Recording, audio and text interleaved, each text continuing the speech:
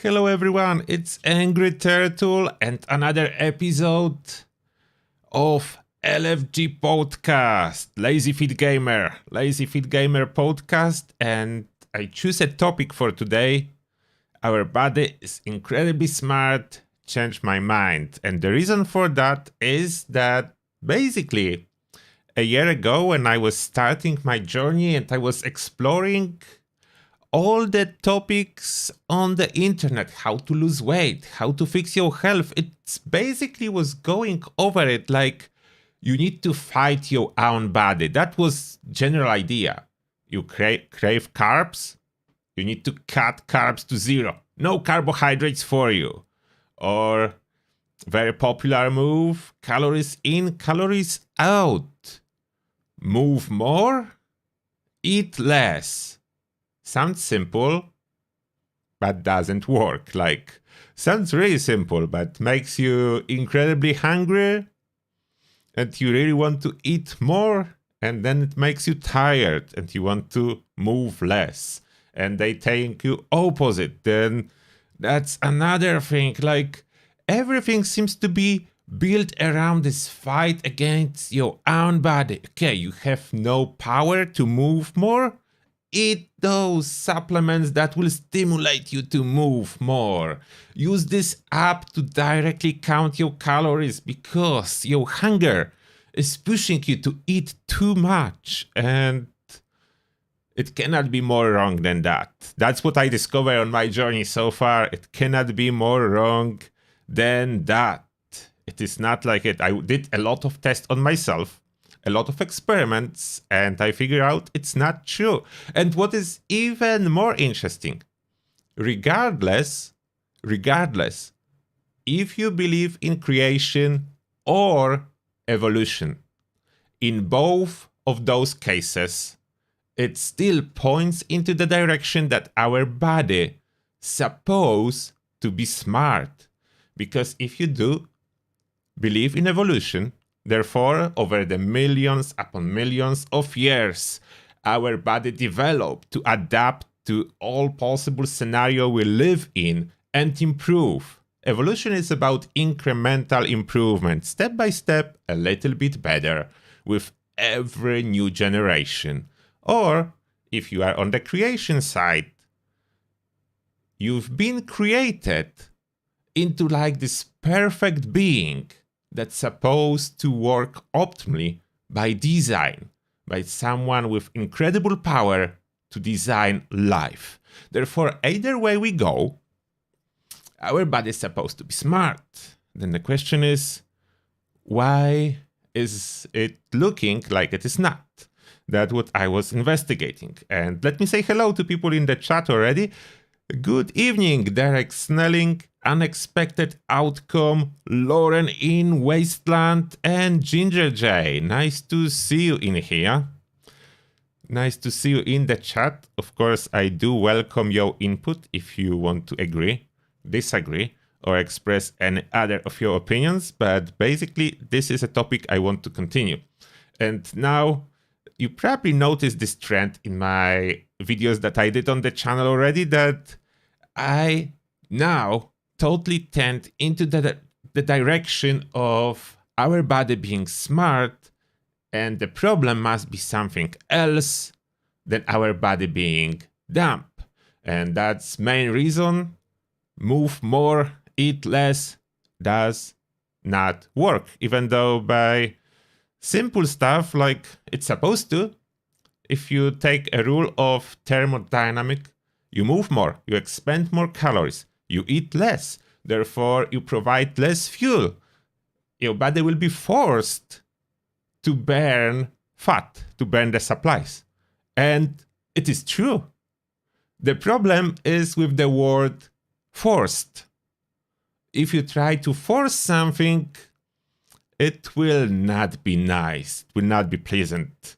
It will be opposite to that. It will be hard, maybe even hardcore to do that. It's exactly against what it's supposed to be. Like how I see it now, it's more like we are like this amazing spaceship the Star Trek one, like a spaceship from the Star Trek, designed for multiple situations and it's supposed to handle them. And this approach changes a lot when you are going over the changes required and fixes. And it is working for me very well so far. I'm doing better and better and I'm learning more. Recently, I did 80 hours fast. I will do video later about it. I have almost all the results already. I'm waiting to accumulate some data from before and from after the fast. And this fast was a little bit different. As recently, when I watch a lot of videos, the fast is quite popular. It's a very popular topic. Then I did this 80 hours fast. And in most video about fasting, they're usually pushing like, it's like almost like every fast video is a commercial for some minerals, powder minerals to dissolve in water and drink during your fast, as otherwise you will be deficient in those minerals and fast will be much harder. And usually they say if you drink coffee, it's even worse.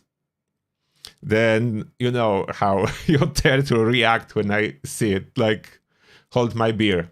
What I did, 80 hours fast, black coffee only. I went against it. No minerals, no vitamins, and not just water, black coffee only. Lots of black coffee.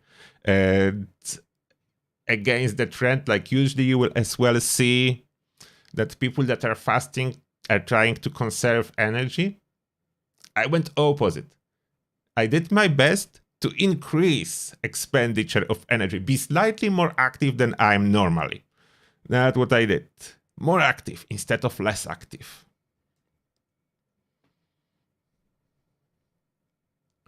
Oh, Lauren, your stomach starts to hurt when you fast past a certain point. What is the certain point? Maybe different for everyone. I did 80 hours. And yeah, more results will be later. But back to the topic. When I was browsing internet, and it was actually not about weight loss, but about health. I think it's a doctor that is making some podcasts on YouTube. But basically, he said something very interesting. He said something, I will paraphrase it as I cannot quote it. I do not remember it exactly. But he said, imagine there is a herd of buffalo. And you are a zoologist observing this herd of buffalo. And you notice that like 30% of this buffalo suddenly developed a heart disease. They have a heart problem. What do you do? Is your first stuff, oh, they must be deficient in heart medication? Or are you trying to figure out what are they eating? Maybe there is like toxic dump somewhere nearby, or they're licking some suspicious pipes, or they're eating something new. Yeah, which one are you go? Are they deficient in heart medication, or there is some other cause? And that makes me think a lot. There must be a cause for almost everything, including like this sudden weight gain that we experience in our times, especially developed countries. Like, it wasn't there back in times. Like, you don't need to do much research. If you Google like pictures from the beach that are older, I don't know if I'll be able to find some. Let's try to use Google search. Can I just put like 1960s photos from the beach and find something? Let me try that. What we will find. Of course, they will be probably kind of a little bit biased. That's normal, but let's see what Google will, if Google can help with that. Okay.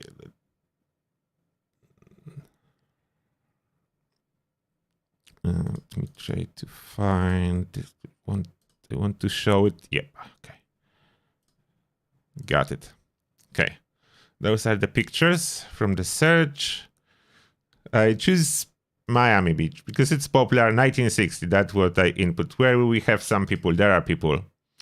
Okay, that does not look like there is any problem with obesity. Okay, do we have more pictures? More pictures, please. Another one. Doesn't look like there is any problem. And we are just going back like 60 years, not too far. I know that pictures will be kind of biased, but we should see at least some obese people, but there is like none. There is some other shot. Still nothing. Like, that just proves it cannot be genetics. Like, people usually say we are getting bigger because of genetics. But if that would be the case, it doesn't change. Like, we cannot change our genes in like 60 years. It should take like thousands of years. There are some pictures. Can I zoom it? No. Back. No, that didn't work. Right, close it. I cannot zoom it. Or maybe I can open image in new tab. Oh, image in new tab instead. Then I should be able to zoom. Okay, what we see. Still like nothing. It's even hard to find anyone that will be slightly overweight. It's not so far back in time. Okay, if we change the year now. We try to search for 2020 or this year, 2022. Will we find something? Of course, bodybuilders. Like, that's another difference. There was not really like, not too many people with extra amount of muscle. There is some crowded picture. Open in new tab. No, not that. Open picture in new tab.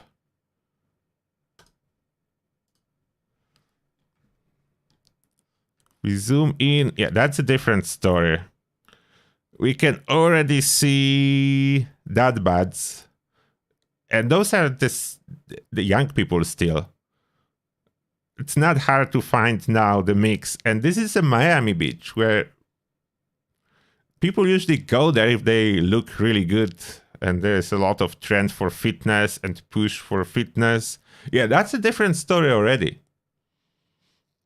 You can way easier find the problem. And what changed? Like, the beach is the same. Our food, I think, is the main thing that really changed. Okay, there's another picture. This is not too bad. Picture. Nope. I don't want that. Cannot zoom it. All right. That's probably enough watching the pictures. Yeah, that's one point. It changed over time recently, therefore something affected it. It's not like it took lots of times, like generation after generation, and our genetics fall apart or something bad happened, like magic radiation or wasteland. No, nothing like that happened.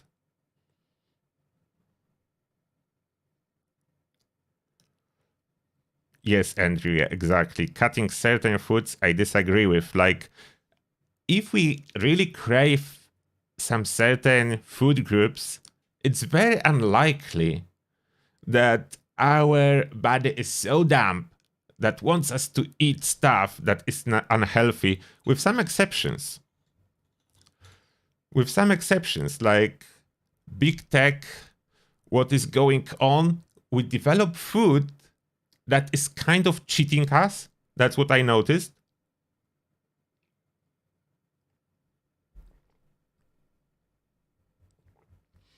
In the old days, that's interesting point, but I need to disagree, Derek. In the old days, the only overweight people were the rich ones who could afford to overeat. Most people struggled. I cannot fully agree that people in Miami struggled to afford food. Maybe in different parts of the world, it would be correct, but do you really think people in Miami in 1960s struggled to afford food and that's the reason they were normal weight? I disagree with this statement. Yeah, ultra processed food, that's what I see like big reason. And what exactly I mean by that? Like processing itself, I don't feel like processing itself always need to lead to bad result. But when there are two things we are focusing on while processing food, we want the food to be shelf stable and we want the food to be cheap. If we take those two together, result is we strip the food from nutrients while simultaneously there are scientists working to figure out which particular component of food makes it tasty, what our taste buds are able to recognize. Like, we crave particular food for a reason. Like, if we crave something really sweet, if we compare it what is sweet in nature, it's usually fruits. The fruits comes with tons of vitamins and minerals in them, apart from the sugar. Therefore, when we crave something like that, it is combined all together. Like, I don't think our tongue is able to particularly detect every single vitamin in food. There is just too much of this stuff and usually too low quantities to be detectable. But we can detect what comes with that, like sweetness, sourness, something like that. If we process food to keep the sweetness but remove vitamins, it's causing problems. Like, we'll eat it. That's how I see it. We'll eat it. It will provide calories, but our body will detect that there is still missing vitamins that's supposed to come with it. If it's still missing, we'll be hungry again. We'll be hungry again. We'll eat more. Assuming we'll eat more of ultra processed food. At some point, I'm not saying instantly, at some point, the calories will accumulate while nutrients will be too low to properly process them. That's my theory. We cannot properly process them when calories accumulate, and there is only two things that can be done with energy that we consume. We can burn it, use it, or we can store it. There are only those two options. We cannot like remove it. There is no mechanism in our body to remove energy, to like dump it. There is no dump option.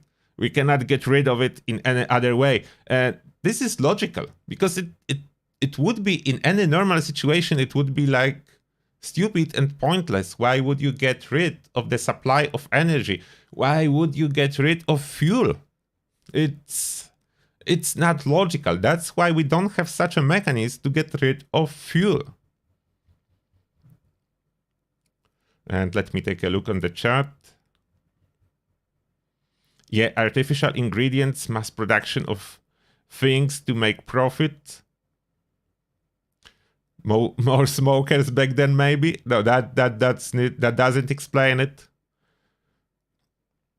It's not the smokers. It's not as much of a difference. If you look on the statistics, I don't know if I can pull it. Can I find it?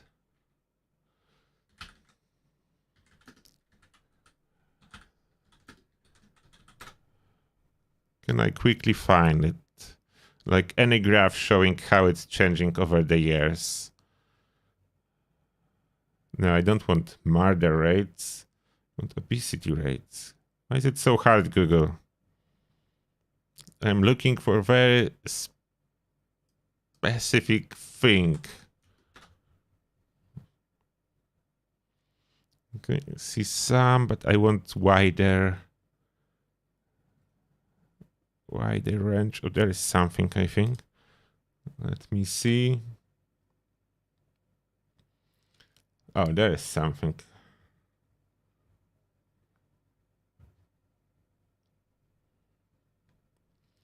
There is something. I will show you one moment. I need to open this image.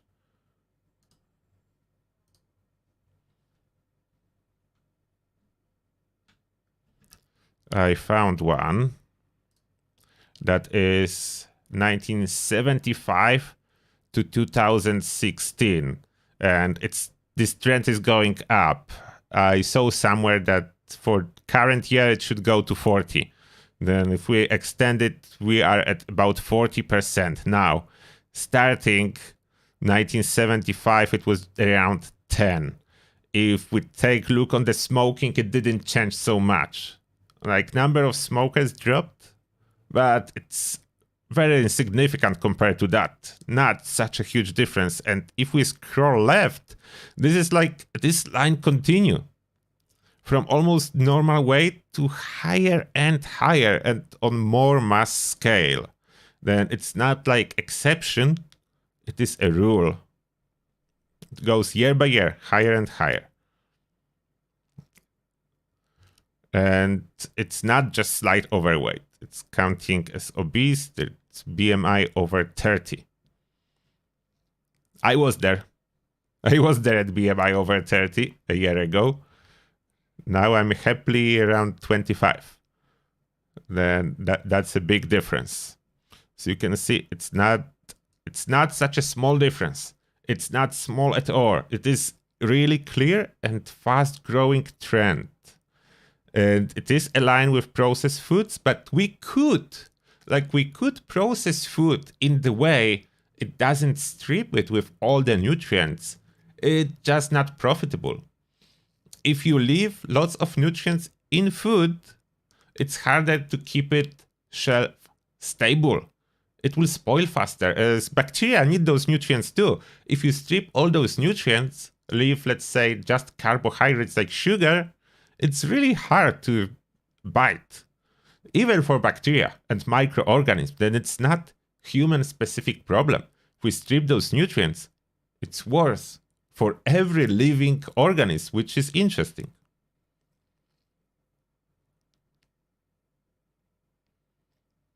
Yes, unexpected outcome, I agree. In the 60s, there was no such quantity of processed food.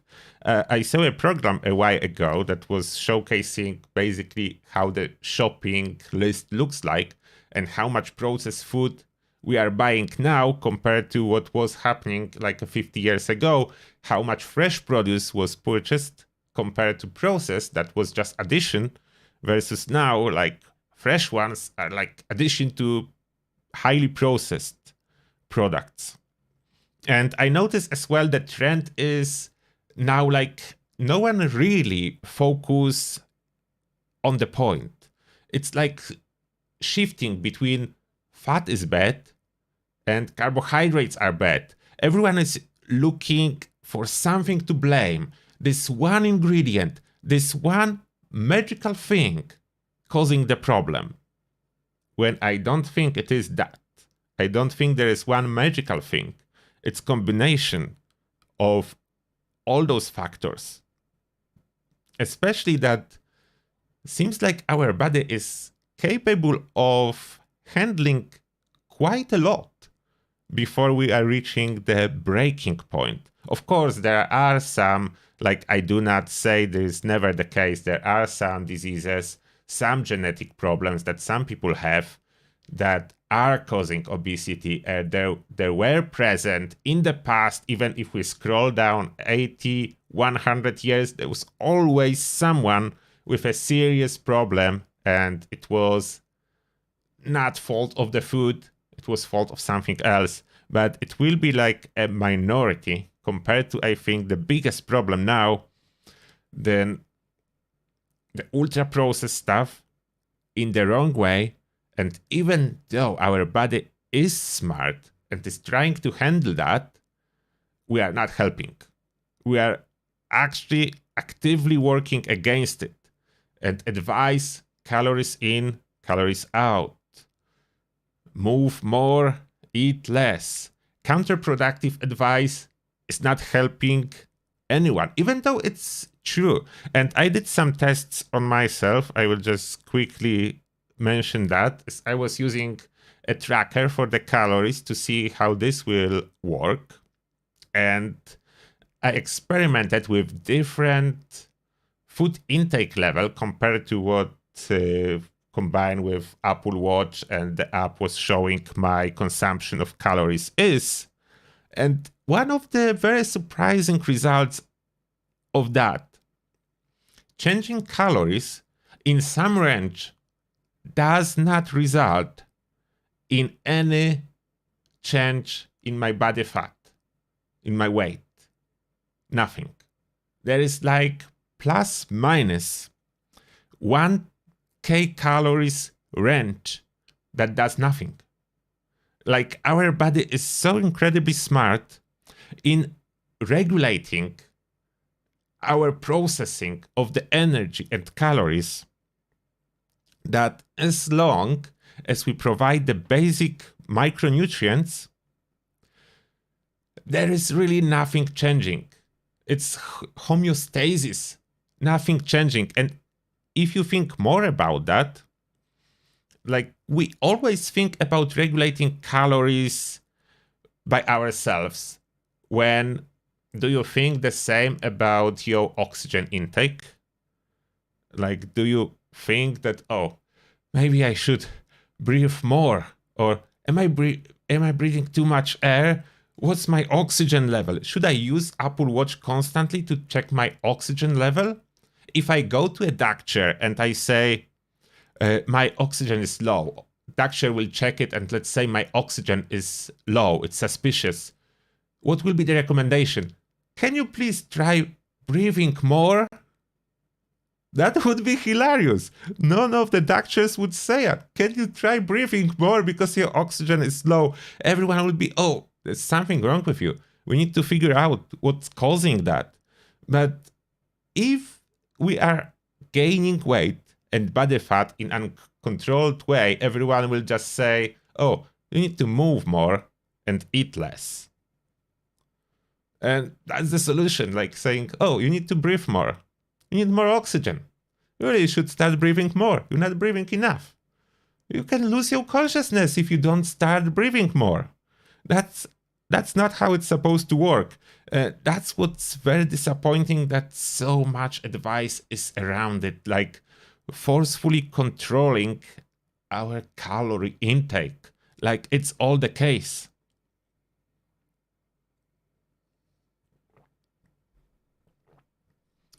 And what's going on when you change it? Like, not even huge changes. The biggest change I made is eating a huge portion of vegetable stew. Basically, that's my main meal. Easy to prepare, tons of vegetables, relatively low calorie density when there's lots of micronutrients in it. And just the fact that I have this as a main meal, even when I eat some stuff that's not so healthy, like I love ice creams, I love some treats. When I take my little one to the theme park, I like to treat myself too. Like, it's really hard to resist everything and, let's say, be super strict and eat only this particular food. I can't even imagine how some people are able to do keto. It's fat only, by the way, if you don't know. Keto diet is you eat almost only fat and a little bit of protein and absolutely avoid any carbohydrates. It's so crazy hard to do. I'm not surprised they're losing weight. If I would be forced to eat that, I would have no appetite at all, and I would lose weight by starvation. But veg stew recipe, please? Yeah, I can do that. It's not difficult. It's basically tons of veggies cut into the wok and cooked, and I do it once per 3 days. I don't even cook it every day because it's too much work. It's Lazy Fit Gamer, the channel name, and I don't do too much work. I can't do too much work. I can't be bothered. I have a lot of things to do. But this one change basically put a stop into almost any weight gain, regardless what I add and eat on top of that. Assuming I keep the proportion, like main meal is a main meal and not just a small piece of veggie that will be then followed by whole cake. Yeah, that will miss the point, obviously. But as long as this is a base, and I call myself plant-based, don't be confused with vegan. Vegans somehow steal this term, plant-based, for themselves. Like it means the same thing. It doesn't. Like, if I'm not wrong, in English, plant-based basically means that majority of my food is derived from plants. It does not exclude anything on top of that. And that's what is my diet. It's plant-based. But I have milk, I have eggs, and occasionally I do have meat. Therefore, it is plant-based, as I eat plenty of vegetables from my stew. I have some fruits for desserts, making myself ice creams that are from frozen fruits and some sour cream and some eggs with sugar. By the way, I do eat sugar. I do consume sugar. I don't think sugar alone, like, that's another trend I noticed. Everyone is trying to blame everything on sugar. Like, it's all because of sugar. It's all because of big sugar. We replace fat with sugar, and that's why we all are sick. It's because of added sugar. And there's only partial true in that, if I'm not mistaken. Like, added sugar, yeah, it replaces the healthy food with empty calories. Sugar is empty calories. But you can say the same about a bun that is used for a hamburger in McDonald's. You can say the same about soft drink, any type of a soft drink. You can say the same about protein powder. It is empty. There is no micronutrients. It's protein powder for a reason. It's protein isolate. Everything else was isolated. Just protein left. And then you can follow up. It's the same with every ultra-processed product that was stripped from all the nutrients. Fat included. Vegetable oil, the bottle of vegetable oil, empty calories again. All nutrients removed, all calories kept. If we go for combination of those, if we use ultra-processed carbohydrates with ultra-processed oils and add on top of that like a veggie burger with ultra-processed vegetable protein, we have zero nutrient, calorie heavy food. Opposite what we need. That's how I see it. And it so far seems to be accurate based on my case. I cannot confirm. I never made a study on bigger group of people. I'm always sharing my experience from what I see, what I analyze from the data available on the internet. There's a lot of it, by the way. Way more than I will be able to finish analyzing until end of my life. It's way more. Research, data, videos, different point of views, different doctors, different scientists, different people to pretend to be a scientist. Those are there too. I don't mind them, but they're hilarious sometimes. All those people defending that we should only eat raw meat, or we should only eat fruits, or we should only eat raw vegetables, or we should only eat potatoes. They all there. And sometimes, what is surprising, they can say some truth. That's interesting. And wrong border saying always eat healthy, you only got one life. That's true. That's true. You only have one life. But I do not exclude everything. Like, I do not believe that if you, like, let's say, eat some ice cream or eat some McDonald's meal, that it will ruin everything. I'm not in this camp. I don't think that this one meal is so poisonous that it will just kill you. And there have been proven some things that are actually poisonous that can be found in our food, but I think overall, it is a minority of the cases, with one exception maybe that was a big one, trans fats, margarine. Plenty of trans fats that have been proven to cause directly heart disease, and there is no doubt about this one. But as well, if you look at that again, where those trans fats come from?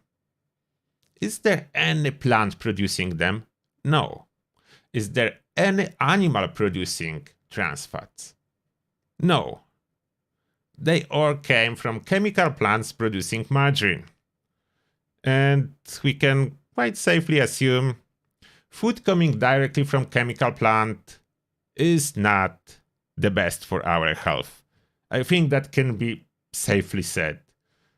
Maybe those corporations producing that will disagree, but if I see a plant that from the outside looks similar, like petrol processing facility, it's probably not the healthiest place to get your food from. And that's where a lot of our food is coming. And Andrew is asking, does the herbivore mutation help with getting more buffs from the veggies too? Oh, definitely. But I would not recommend to try to get it by going near the nuclear power plants. It probably doesn't work like that in real life. Yeah, plant-based, exactly. I don't know why vegans steal it. And maybe the vegans have something good to say. Maybe vegan diet is the best. I don't know. But I like to diversify my food. If something happened, like let's say it will be proven that one type of food in our times is contaminated, or it's not good for our health, or something else we cannot figure out now, by diversifying food and not eating exactly everything always the same from one spot, like pizza on every meal from one pizza place, you are putting yourself at higher risk. If something is wrong with this pizza place, 100% of stuff you are eating is from this one pizza place. If you diversify, you eat different stuff, even if one thing you are eating is no good, let's say contaminated, whatever. If it's one thing, your body will most likely handle that. It's surprising like how much poisonous stuff we can handle. Like, for a reason, they say the dose make a poison. Up to certain point, we good. We can handle that. And that's what is amazing about our body. It can handle lots of abuse, but there's a limit. Tafts on olive oil cooking sprays. I'm not using cooking sprays. When I need to use something, I use olive oil. I have nothing against extra virgin olive oil. I'm using the same rule, less processing, the better. Then if I'm looking for oil, I do avoid ultra processed oil that are stripped from everything and have absolutely no nutrients, like all the vegetable oil or the seed oils or the palm oils, because I was in one of those plants that they produce it and I saw it and it does look like petrol refinery and I don't want my food to come from that place. Then I do prefer less processed oil if possible. And if I want to have more of the healthy fats in my diet from, like, let's say sunflower, I'm adding sunflower seeds to my food or eat sunflower seeds. If you do that instead of using sunflower oil, not only you have more unprocessed healthy fat, it comes with a protein and vitamins that are dissolved in those fats. If you buy a bottle of sunflower oil, vitamins are gone. You have empty calories. No protein, nothing else. You don't know about gluten? Gluten is interesting case. Gluten is basically a protein, and that's it. But some people have allergies. And if you have allergies to gluten, obviously you cannot eat it. Otherwise, it's just a protein. Therefore, gluten alone, even though it's popular to just avoid gluten, it's nothing special about it for what I was able to figure out. It's just a protein. If you have no allergies, use it to build your muscle. If you have allergies, you have a problem when you eat it. And I do eat bread, not a lot, but I do eat bread, but I'm like, because of taste mainly, I never like the super softy bread that we have in shops in England. I go to Polish shop to buy good old sourdough bread. It tastes better. I don't know. What do you guys think? Sourdough versus this soft toast bread?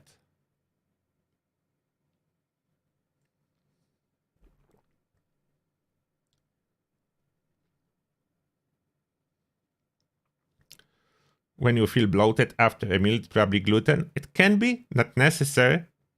It can be as well that you manage to eat entire pizza by yourself. You will feel bloated. The problem with like white flour and stuff made out of white flour with some added fat on top of that, you can eat lots of that. You can fit surprising amount into your stomach because it's processed, quite heavily processed. That's another problem with highly processed food. You can fit more of that into your stomach. And yes, you will get bloated even if you have no allergies to gluten or anything like that. If your meal will be 3,000 calories, most likely you will get bloated. And there are other things that can make you bloated. Like for me, beans, for example, I don't eat them too often. I tried couple times. Beans do not work very well with me. I mean, dry beans. Everyone is different. That's another thing. We are all different and we need to adapt to the situation. We cannot all do the same thing. We cannot be like, oh, it works for him, it will work for me. It's not necessarily the case. It can be totally misleading and it can fail. And going back to the main topic and listening to our body, what I'm trying to do more, I'm trying to, wherever I want to change something, I want to achieve something, I treat my body as superior in doing stuff, not like a dumb thing working against me, but intelligent and smart device working for me. So, for example, apart from food, if I want to build muscle, you know that you need to provide stimulus. Like my short video about quick exercises. But most of the guides on the internet will show you that you need to exercise on the gym, do it a lot, and so on. But thing is that if I provide stimulus, like I do some exercises, even if those are spread around over the day, my body is smart. It will see that I need more strength as I'm frequently doing something and I'm trying to do more. Let's say push-ups. I'm doing push-ups frequently and I'm trying to do one more. Then my body will slowly adapt and I will do one more. And that's really good. Regardless if I spend all day on the gym or I do it occasionally. The same thing with moving around, with cardio. I'm not actually running, I'm only walking, but if you run more, your body will adapt, you will improve your endurance, and in some case, it will be harder to build muscle, or you can even lose muscle. You need to think about it when you do some plans as what kind of stimulus you are providing, especially if you are slightly overweight. You start running, then what should be intelligent response from the body, assuming it's smart? First, muscle of your legs need to get stronger. Your joints need to get more durability, as you are putting a lot of strain on those. It will most likely happen over time. It needs time. And your total weight will need to go down to make it easier to run. And we already know it's impossible to just drop fat. There is no dump button. It cannot be dumped. The only thing that can be quickly reduced in weight is muscle.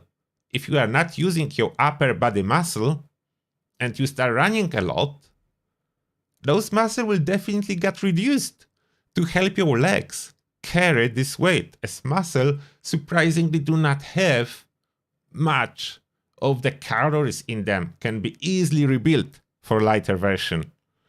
And good news is, can be quite easily rebuilt if necessary, then it's not like totally lost. But I'm mainly walking. I'm walking because it doesn't cost me any time and I enjoy it.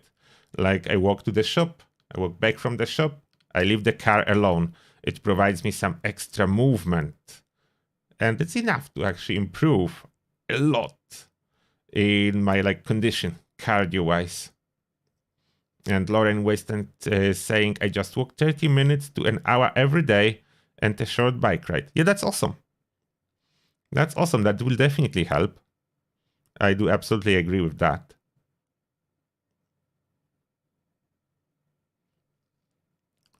And yeah, that's what I'm doing. I'm doing really the minimum effort, and I try to listen more to my body and adapt and do things that will let my body adapt the situation in the way that's beneficial for me. Because if I would be sitting only here in front of the computer, what I was doing a lot in the past, without getting up, without picking up any weights, without doing push-ups, then what kind of a signal will I send to my body to adapt to? I will adapt to sitting. Therefore, high muscle mass will be bad. It just put a strain when you are sitting, so that can be reduced. Then actually this will be a negative, but my spine can bend a little bit more as there is no necessary movement to make it fully work. The posture will get worse. Unfortunately, some things that are really good, that our body is flexible in the sense of adaptation, will be really bad if we provide too high of a stimulus in a negative direction. And that is happening. That I noticed it was happening if we want it or not. As even if in some situation our body will try to keep us in shape, there are limits to that too. If we push it too much in other direction, it will fail, especially if this will be combined with really poor ultra-processed diet. What I experienced, like eating a lot of ultra-processed food makes you hungry. You eat more because you do not provide necessary nutrients, you eat even more and more and more. And in some cases, it can be eating from boredom, but quite often it's not the case. I think quite often the bigger issue is lack of nutrients. As when I'm engaged into playing like a video game, I don't eat. Like I don't have this impulse to eat out of boredom. I will stop for food only when I get hungry. And I would still gain weight a year ago, even though I wasn't eating from boredom, but I was getting hungry more often because when I was getting hungry, I was grabbing a chocolate bar or crisps or ice cream, a pint of ice cream. Therefore, I was providing calories and very low nutrients, and then nutrients have been missing, calories overloaded, and weight was going up. That's how I see the main cause of things happening. And Ginger, we've been walking for an hour in your lunch. That's good. Yeah, you definitely should try to keep doing that. I'm mainly walking for the shoppings now, and it is helpful. And when I go for a shopping, I as well turn a little bit to the side where there is like a soccer field, and I do some pull-ups there. I do pull-ups heading out for the shoppings, and I do couple pull-ups going back from the shoppings. It cost me like additional 2 minutes to do those pull-ups, and it helps a lot. Just 2 minutes. Like, that is important. Quite often it's just several minutes to achieve quite a lot of benefit. You just need to remember your body is smart. And then if you do whatever you need to do to keep that in mind, the effects follow. You feel some people overeat due to mental health issues too. That's absolutely true. That's absolutely true. That was my way of dealing with stress. I can agree. In my case, chocolate and ice creams. I dropped that. I replaced that with walking. And I keep doing that. If I feel like I have a problem with a stress, emotions, something like that, switch on the music, put on the music on the headphones, get out, walk. And if I really want to eat something, I do a walk into the pub, then I order coffee and chocolate cake. I eat it, I walk back. Therefore, mostly I'll deal with the stress by walking. And it works better, by the way, it works better than just eating.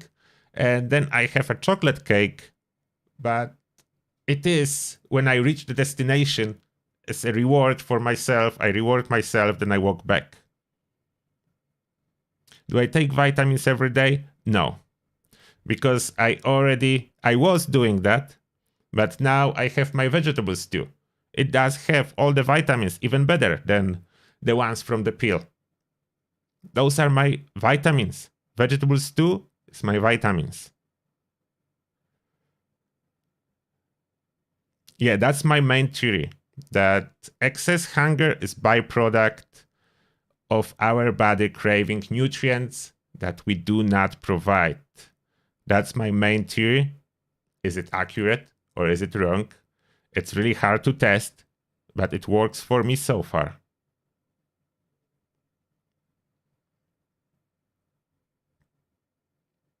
Yeah, we can control eating, but at the same time, up to the point. Like, if you try to force yourself, that what I was saying about my experiment with calories, I can note my calories, I can use app, and I can drop my calorie intake low enough to start losing weight, body weight. But there is a big problem with that. I will be in like a starvation mode. It's not sustainable. It can work for a moment, but I will drop it forcefully against the level my body wants to have. And that's a huge issue. It's not sustainable. Can be done, cannot be sustained. It's the sugar. Yeah, I was talking about sugar already. I don't think it's the one thing that we can blame. I definitely do not put sugar as a health food, but it's equally just empty calories as any other empty calories we can find in the stores. Oils, sugar, protein powders, everything stripped from nutrients and provided to us as pure calorie bumps, no nutrients, or very low.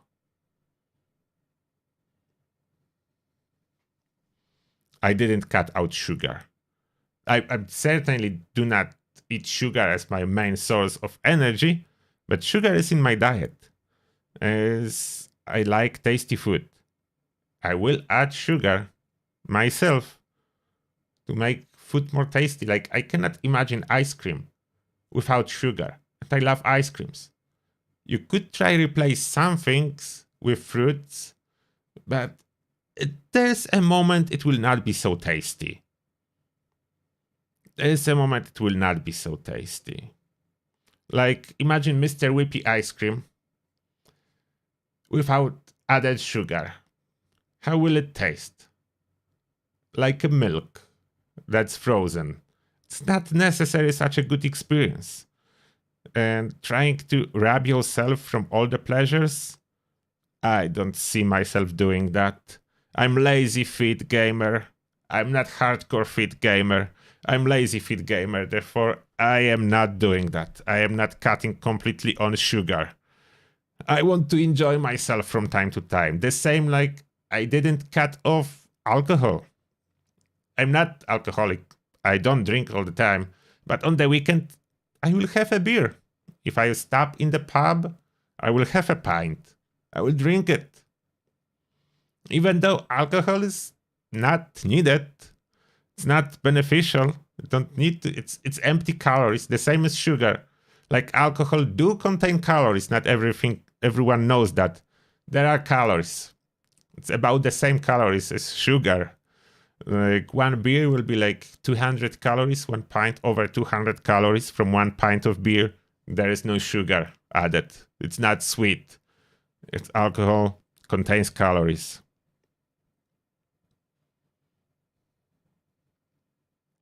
But yes, it's true, I'm not snacking during the day. I cut those off because what I noticed, snacking alone, I was like snacking. You think something like occasionally you eat something, not a big thing. Snacking. For me, snacking was like over 1000 calories a day because those snacks have such huge calorie count. Those chocolate bars and stuff, snacking. It sounds innocent. 1000 of empty calories a day. It is not innocent. Therefore, I replace most stuff. And one thing I did, I think it's working.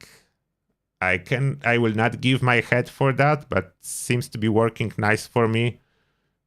No eating before a night time. Like I try to keep between 4 to 6 hours before my sleep time. I'm not eating. It's off. I'm not eating anything with one exception. If I really want to snack or something, I show it last time, but that's my snack. On my desk always head of cabbage. Cabbage is my snack. That's almost 0 calories. I mean, not quite, but very low calories, very chewy, very fibrous, very savory taste. You will not overeat on that. It's not possible. Then it's safe. If I really need to choose something, I will not go for a chocolate. I will chew on this cabbage if it's late in the evening.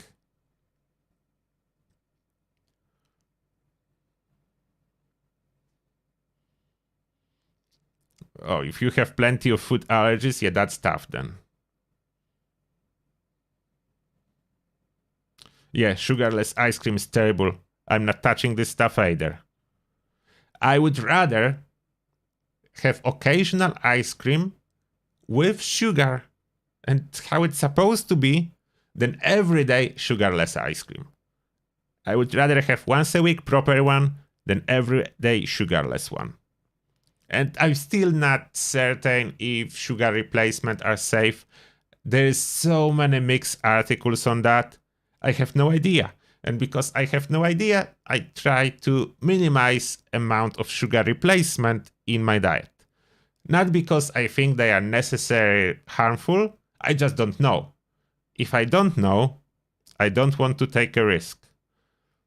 I don't want to test it on myself. I have only one life. If something seems to be too risky, I don't test it on myself.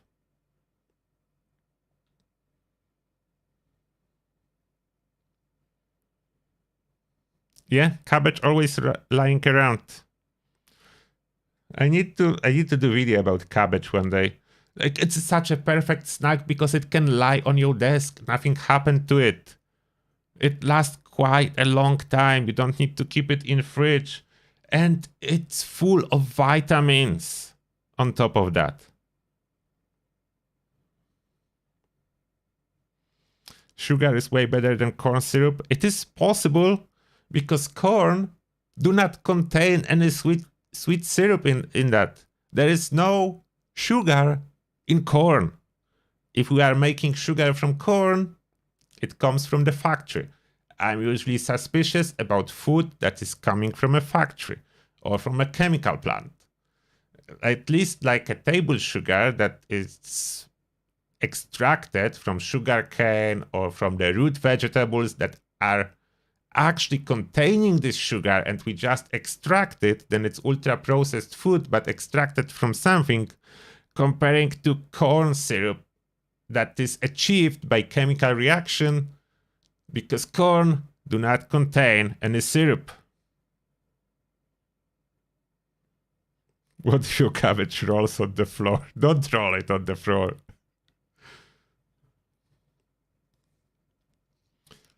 I'm not chewing the bubble gum too often. I do have sometimes chewy gum if I cannot brush my teeth. That's only the occasion. Not a big fan. All right, everyone. I think that will be everything for this topic. Just going back, a quick summary. I do believe our body is incredibly smart, and we are reading it all backwards, trying to force our body to adapt to something that we just cannot adapt. And if we go and switch around, look for a cause, what is causing the problem, when we exclude our body from the picture and assume it's smart, we can find the actual cause and fix it. That's the problem. As long as you don't find the cause, you cannot fix it. As this doctor that I quote earlier on, paraphrase, if there is a herd of buffalo and 30% of them have a heart disease, there is a reason for that. And the reason is not deficiency in heart medication.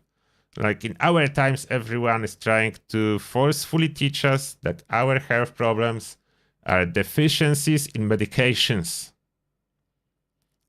It is not that, for sure. There is other reason. I'm not saying we cannot and we shouldn't ever use medication.